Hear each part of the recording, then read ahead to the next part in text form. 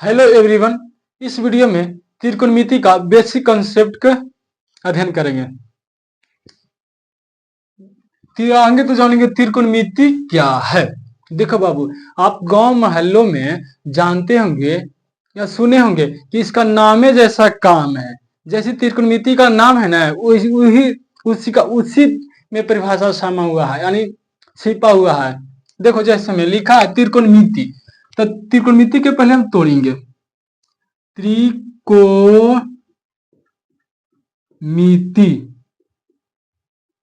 जो त्रि मतलब होता तीन, त्रि मतलब तीन, कोण मतलब होता कोण, मिति मतलब मापन, मापन यानी त्रिकोणमिति किसे कहते हैं। तो तीन कोण की मापन को त्रिकोणमिति कहते हैं। एकदम आसान कंसेप्ट है, यानी आसान परिभाषा है कि तीन कोण की मापन को त्रिकोणमिति कहते हैं। सबसे बेसिक यानी आसान कहें तो इससे आसान नहीं हो सकता है। यानी त्रिकोणमिति का परिभाषा तीन कोण की माप को त्रिकोणमिति कहते हैं। परिभाषा है, लिखिए यहाँ परिभाषा, परिभाषा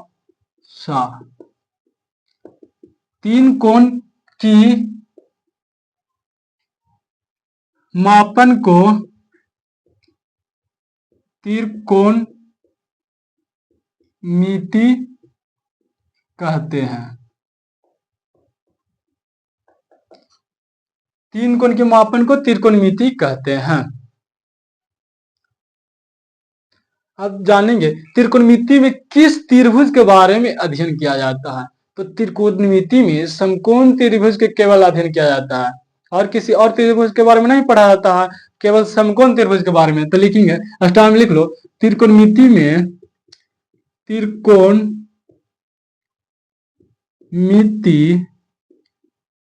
त्रिकोणमिति में केवल समकोण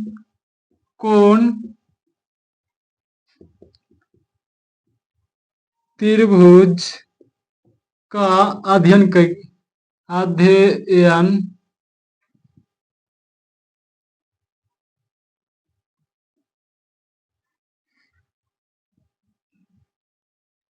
किया जाता है। तो समकोण त्रिभुज इस प्रकार का होता है, ए बी सी। त्रिकोणमिति में समकोण त्रिभुज के बारे में पढ़ते हैं। यह है समकोण त्रिभुज। समकोण त्रिभुज में एक भुजा 90 डिग्री का होता है। समकोण त्रिभुज में एक भुजा 90 डिग्री का होता है, 90 डिग्री का होता है। और समकोण त्रिभुज में दो गुण न्यून कोण होता है। समकोण त्रिभुज में दो न्यून कोण होता है।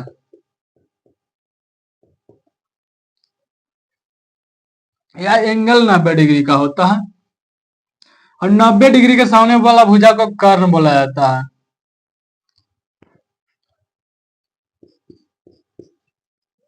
नब्बे डिग्री के सामने वाला भुजा को कर्ण कहते हैं। देखो किसी एंगल पर थीटा हो, थीटा मान लो, थीटा के सामने वाला भुजा को लंब बोला जाता है। थीटा के सामने वाला भुजा को लंब बोला जाता है। थीटा के सामने वाला भुजा को लंब बोला जाता है। हाँ, जो देखो, एक 90 डिग्री सन वाला भुजा को कर्ण कहते हैं और थीटा के सन वाला भुजा को लंब कहते हैं। बाकी जो बचता है जो आधार होता है, बाकी भुजा बचता है आधार कहलाता है। बाकी जो भुजा बचता है उसे आधार कहते हैं, उसे आधार कहते हैं। देखो, त्रिकोणमिति में हम क्या करेंगे, देखो होंगे तो जानेंगे कि त्रिकोणमिति का परिभाषा, त्रि मतलब तीन, कोण मतलब कोण, मिति मतलब होता है मापन, यानी परिभाषा बोलेंगे त्रिकोणमिति के तो तीन कोण की मापन को त्रिकोणमिति कहते हैं। तीन कोण की मापन को त्रिकोणमिति कहते हैं। और जिस स्थान पर पढ़ रहे हैं उस स्थान पर एक आध दो बार बोलना जरूर, बोलने से होता है माइंड में आ जाता है। यानी परिभाषा इसका बोलेंगे तो तीन कोण के माप को त्रिकोणमिति कहते हैं। और त्रिकोणमिति में केवल समकोण त्रिभुज का अध्ययन किया जाता है और किसी त्रिभुज का नहीं। त्रिकोणमिति में केवल समकोण त्रिभुज का अध्ययन किया जाता है। समकोण त्रिभुज में एक कोण, एक यानी एक भुजा 90 डिग्री का होता है। समकोण त्रिभुज में एक भुजा 90 डिग्री का होता है। और समकोण त्रिभुज में दो न्यून कोण होता है। देखो, 90 डिग्री को है ना बाबू, तो ये दो न्यून कोण होगा। समकोण त्रिभुज में दो न्यून कोण होता है। कहा कि त्रिभुज, कोई भी त्रिभुज 180 डिग्री का कोण बनाता है, यानी सॉरी, किसी भी त्रिभुज का योग 180 डिग्री होता है। तो एक कोण हो गया 90 डिग्री का, दो कोण नहीं कोण ना बचेगा।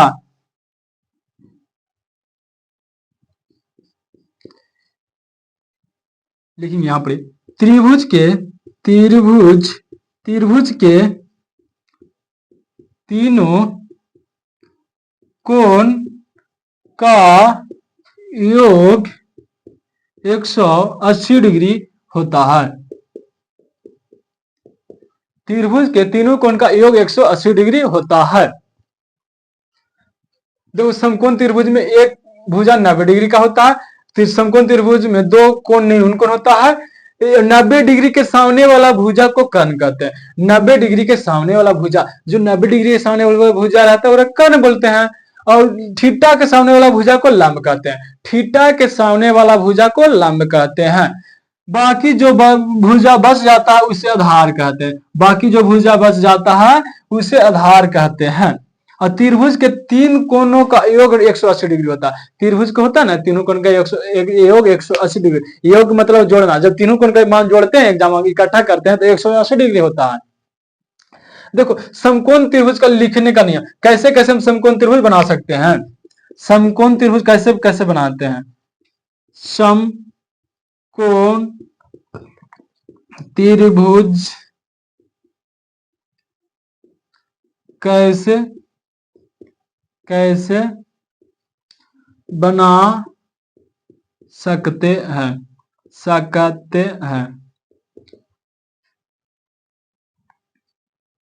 और दूसरा कॉन्सेप्ट है पाइथागोरस प्रमेय। पाइथागोरस प्रमेय का सूत्र। देखो, त्रिभुज, समकोण त्रिभुज कैसे कैसे बनाया जाता है, पाइथागोरस प्रमेय का सूत्र, इसके नेक्स्ट वीडियो में समझाएंगे। आज के लिए इतना ही। आपको बढ़िया लगा होगा तो सब्सक्राइबर चैनल को जरूर कर लीजिएगा एंड दोस्तों के पास शेयर करें।